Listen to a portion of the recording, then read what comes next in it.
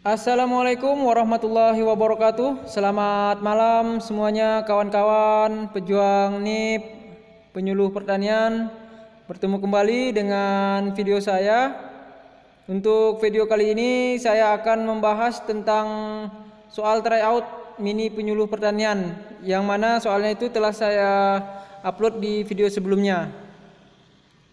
Nomor 1, kegiatan proses belajar mengajar yang khusus diperuntukkan bagi petani dan keluarganya yang diselenggarakan secara sistematis dan teratur dan dalam jangka waktu tertentu itu disebut, jawabannya adalah kursus tani. Sedangkan untuk pengertian sekolah lapang adalah kegiatan proses belajar mengajar dengan partisipasi aktif, mencari dan menemukan fakta sendiri, menganalisa dan mendiskusikan di antara anggota kelompok sendiri, serta mengambil keputusan bersama sebagai tindakan selanjutnya dengan prinsip belajar berdasarkan pengalaman pada usaha taninya yang dipandu oleh petani sendiri dan penyuluh pertanian. Terus kalau pengembangan profesi itu adalah kegiatan pengembangan diri penyuluh pertanian melalui pengalaman ilmu pengetahuan, teknologi, keterampilan penglihatan mutu, dan profesionalisme penyuluh pertanian agar menghasilkan karya yang bermanfaat bagi pembangunan pertanian.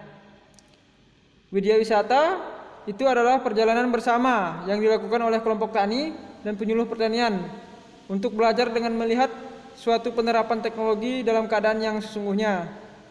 Sedangkan widya karya adalah kegiatan perjalanan bersama yang dilakukan oleh kelompok tani dan penyuluh pertanian untuk mempraktekkan hasil suatu pengajaran atau melakukan suatu karya bermanfaat di tempat yang dituju. Soal nomor 2, tenaga harian lepas tenaga bantu penyuluh pertanian atau yang disingkat dengan THL TBPP itu direkrut oleh, jawabannya adalah Kementerian Pertanian, kawan-kawan.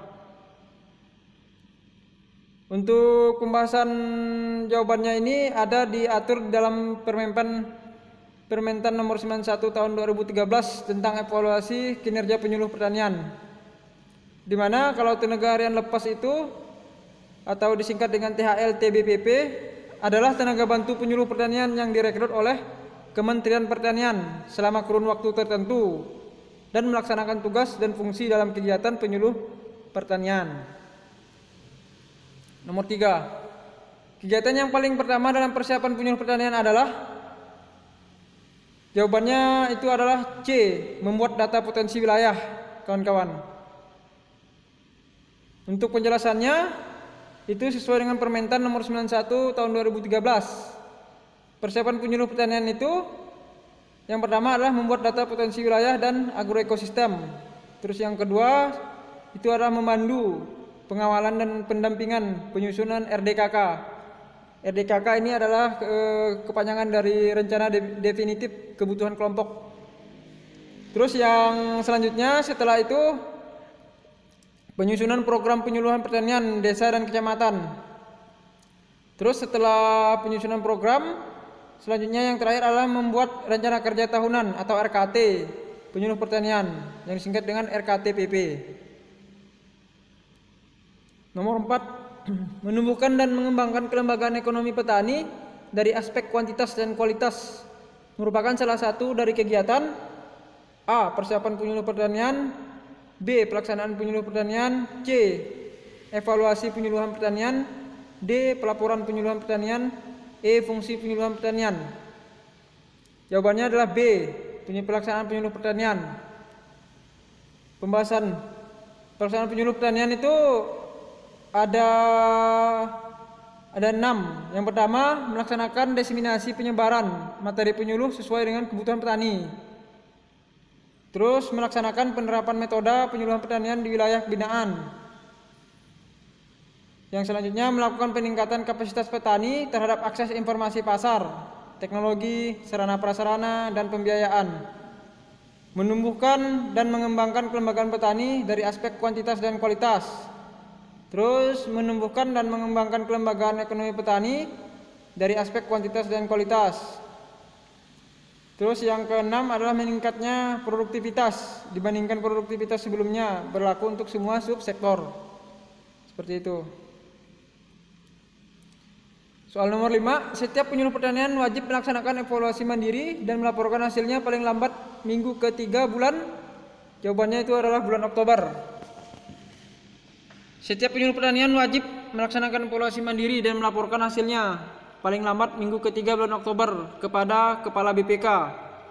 Hal ini diatur dalam Permentan nomor 91 tahun 2013 tentang evaluasi kinerja penyuluh pertanian. Nomor 6, Kepala Balai Penyuluhan Kecamatan atau BPK melaporkan hasil evaluasi kinerja penyuluh pertanian kepada tim evaluasi penyuluh pertanian kabupaten atau kota paling lambat minggu ke-1 bulan. Jawabannya adalah D, bulan November. Nah, ini pembahasannya. Kepala Balai Penyuluh Kecamatan atau BPK melaporkan hasil evaluasi kinerja penyuluh pertanian kepada tim evaluasi penyuluh pertanian kabupaten atau kota paling lambat minggu ke-1 bulan November. Soal nomor 7, Undang-Undang tentang Perlindungan dan Pemberdayaan Petani diatur dalam B, jawabannya Undang-Undang nomor 19 tahun 2013. Di mana kalau Undang-Undang nomor 16 tahun 2016 itu adalah tentang sistem penyuluh pertanian, perikanan dan kehutanan. Kalau Undang-Undang nomor 23 tahun 2014 tentang pemerintah daerah, Undang-Undang nomor 41 tahun 1999 itu adalah tentang kehutanan. Nomor 8, yang tidak termasuk dalam kelembagaan petani adalah, jawabannya adalah E, kontak tani nelayan andalan. Kelembagaan dan petani sebagaimana dimaksud pada Peraturan Menteri Pertanian Republik Indonesia nomor 67 Permentan nomor 12 tahun 2016 tentang kelembagaan petani. Nah, dari yang pertama itu adalah kelompok tani, ada gabungan kelompok tani atau Gapoktan, Asosiasi Komoditas Pertanian dan Dewan Komoditas Pertanian Nasional. Nomor 9, yang termasuk dalam unsur pengikat kelompok tani adalah, jawabannya adalah D, adanya kepentingan yang sama di antara para anggotanya. Unsur pengikat kelompok tani itu adanya kepentingan yang sama di antara para anggotanya, terus adanya kawasan usaha tani yang menjadi tanggung jawab bersama di antara para anggotanya, adanya kader tani yang berdedikasi untuk menggerakkan para petani dan kepemimpinannya diterima oleh sesama petani lainnya, adanya kegiatan yang dapat dirasakan manfaatnya oleh sekurang-kurangnya sebagian besar anggotanya, adanya dorongan atau motivasi dari tokoh masyarakat setempat untuk menunjang program yang telah ditentukan. Kalau yang dimaksud dengan saling mengenal, mempunyai pandangan, adanya pembagian tugas, memiliki kesamaan dalam tradisi itu merupakan ciri kelompok tani, kawan-kawan. Nomor 10, perangkat kepengurusan kelompok tani sekurang-kurangnya terdiri dari, jawabannya adalah C, ketua, sekretaris dan bendahara. Penubuhan pembentukan kelompok tani itu dilakukan dalam pertemuan atau musyawarah petani yang dihadiri oleh tokoh masyarakat, pamong desa, penyuluh pertanian sebagai mitra kerja petani, dan instansi terkait. Selanjutnya, kesepakatan membentuk kelompok tani dituangkan dalam berita acara pembentukan kelompok tani. Pemilihan pengurus kelompok dilakukan secara musyawarah mufakat dari anggota seluruh anggotanya. Perangkat kepengurusan kelompok tani itu sekurang-kurangnya terdiri ketua, sekretaris dan bendahara. Terima kasih kawan-kawan telah menonton video saya. Semoga bermanfaat bagi kawan-kawan semua.